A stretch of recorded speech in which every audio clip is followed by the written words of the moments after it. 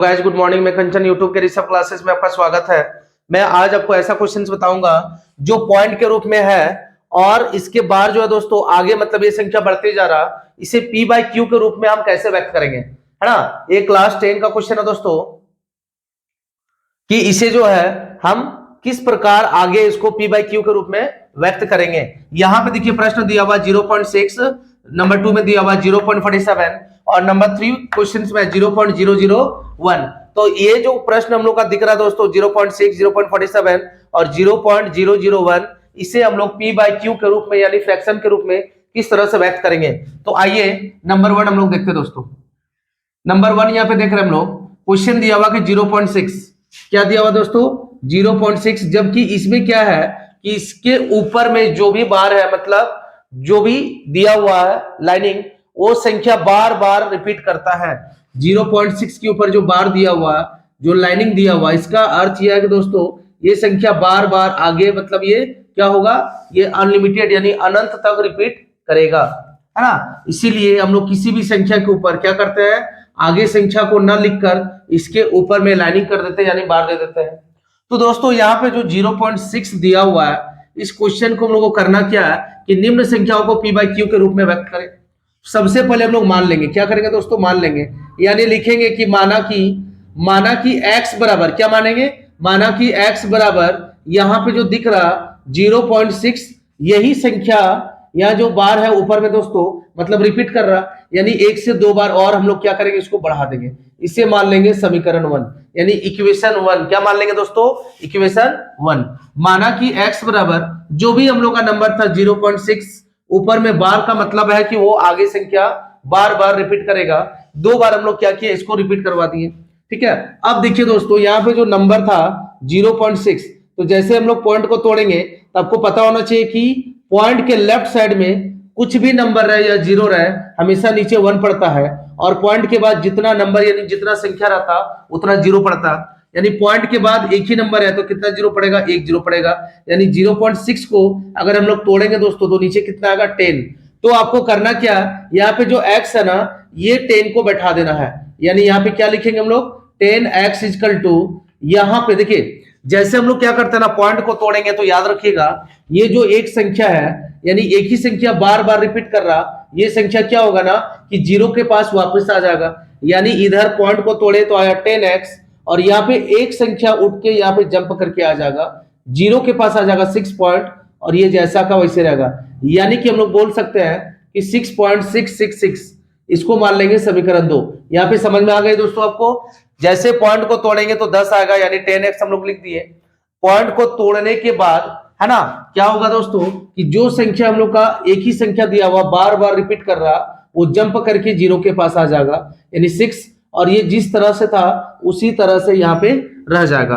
अब हम लोग क्या करेंगे दोस्तों, देखिए अब हम लोग आगे बोल सकते हैं कि ये समीकरण 1 यानी इक्वेशन 1 हो गया और ये समीकरण 2 हो गया। तो हम लोग क्या करेंगे, समीकरण 2 में से एक को घटा देंगे। क्यों दोस्तों, क्योंकि ये बड़ा है ये छोटा है। समीकरण 2 में से किसे घटाएंगे, तो समीकरण 2 में से समीकरण 1 को घटाने पर, क्या करने पर दोस्तों, समीकरण 1 को घटाने पर। चलिए हम लोग घटाते हैं। समीकरण 2 के पास क्या है, 10x इक्वल टू 6.666, क्या दोस्तों 6.666। नीचे देखिए यहाँ पे दिया हुआ है ना ऊपर में, यानी कुछ नहीं मतलब 1 छिपा हुआ, यानी 1x इक्वल टू 0.666। ये हम लोग जानबूझ के दो क्या, आप 10 भी बढ़ा सकते हो, उससे कोई मतलब नहीं है। जब भी हम लोग समीकरण को घटाएंगे दोस्तों तो आपको पता होना चाहिए हमेशा साइन चेंज होगा। घटाने पर यहाँ बोल रहे हैं तो साइन को चेंज करेंगे, यहाँ पे प्लस है, यहाँ पे प्लस है, यहाँ माइनस हो जाएगा, यहाँ भी प्लस साइलेंट है दोस्तों तो यहाँ क्या होगा, माइनस। यानी कि 10x से अगर 1x को घटाएंगे तो कितना बचेगा, 9x बचेगा। यहाँ देखिए 6 से 6 घटा तो 0, 6 से 6 घटा तो 0, 6 से 6 घटा तो दोस्तों 0, पॉइंट का पॉइंट हो जाएगा। 6 से 0 घटेगा तो कितना आएगा दोस्तों, 6, है ना। मतलब हम लोग बोल सकते हैं इसे कि 9x बराबर कितना आ गया, 6 आ गया। x बराबर 6 का 6, 9 आ जाएगा कहाँ दोस्तों, नीचे। इसको कट करेंगे तो 3 का टेबल में 3 2 जा 6 और 3 3 जा 9, यानी कि x बराबर हम लोग बोल सकते हैं 2/3 आंसर, है ना। क्या बोल सकते हैं दोस्तों कि x बराबर हमारा 2/3 आंसर, ये भिन्न के रूप में आ गया, P बाई Q के रूप में आ गया। क्यों? क्योंकि हम लोग को P बाई Q के रूप में निकालना था। देखिए ये P बटे Q के रूप में हम लोग का आ गया, है ना।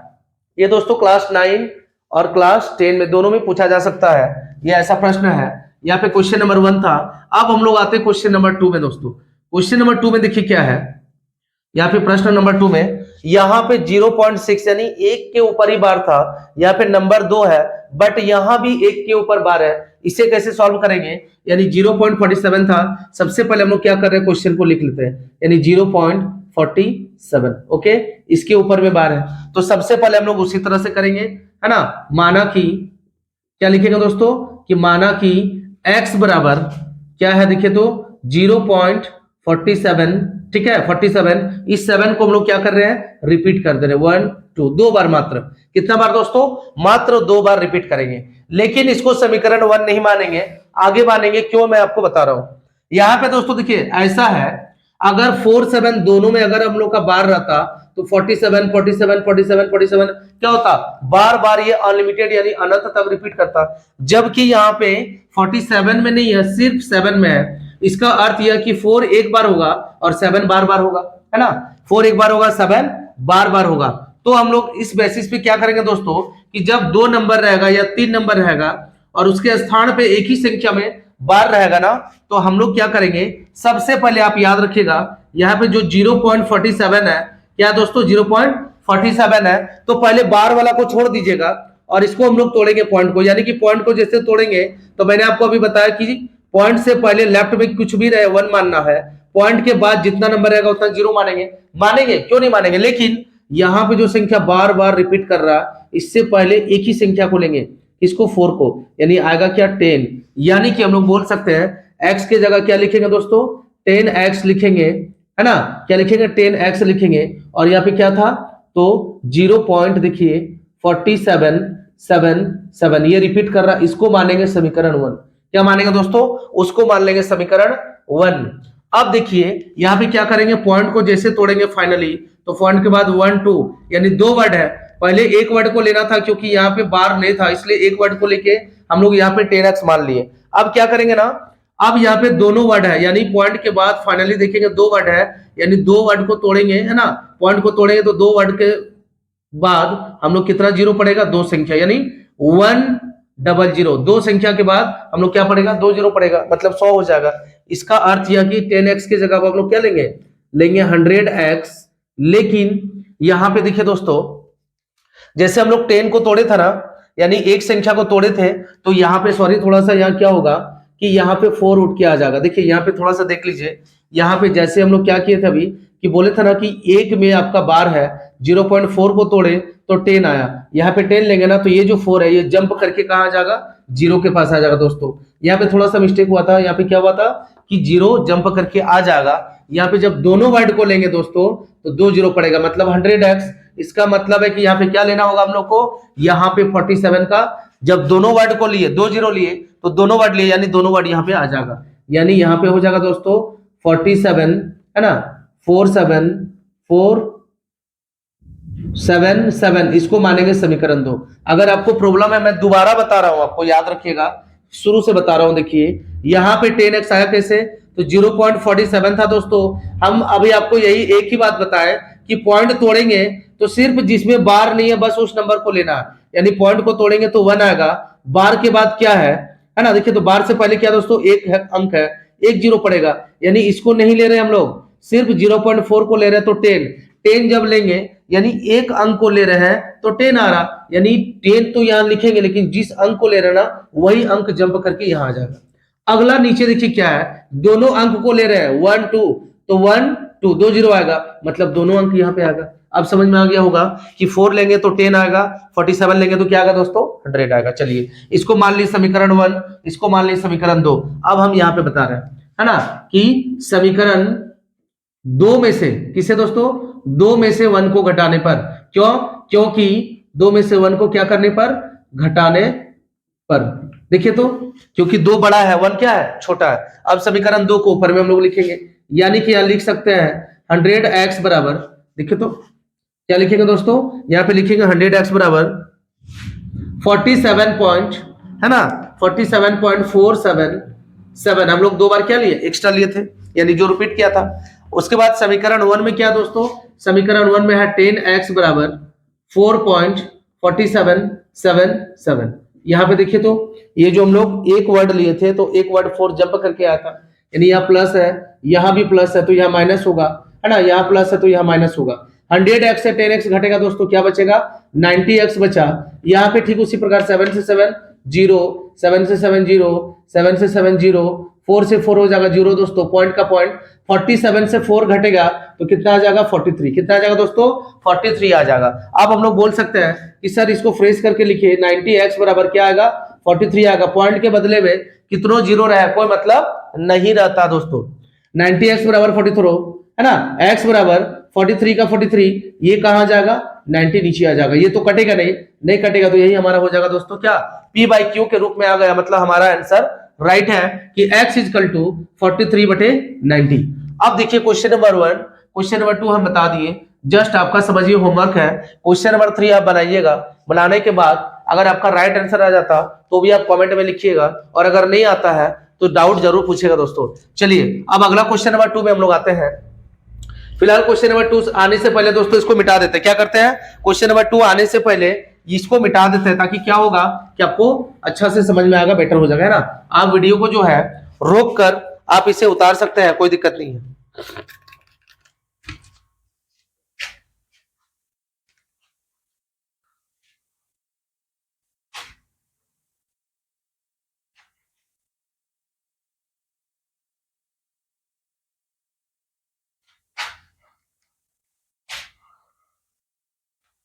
दोस्तों वीडियो को लाइक एंड कमेंट जरूर कीजिएगा, दोस्तों में शेयर कीजिएगा, ताकि आप लोग मुझे सपोर्ट करें, और आप लोग का सपोर्ट से मैं बहुत आगे तक जाऊं, यही मेरा सपना है। तो आप लोगों के सपोर्ट के बिना कुछ भी नहीं हो सकता, तो प्लीज लाइक एंड सपोर्ट करें, है ना, दोस्तों में शेयर करें, ताकि दोस्त भी इस वीडियो का लाभ उठा सके। Thank you.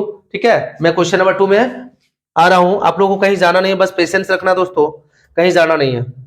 चलिए यहां पे देखिए क्वेश्चन नंबर 2, क्वेश्चन नंबर 2 में क्या है दोस्तों, देखिए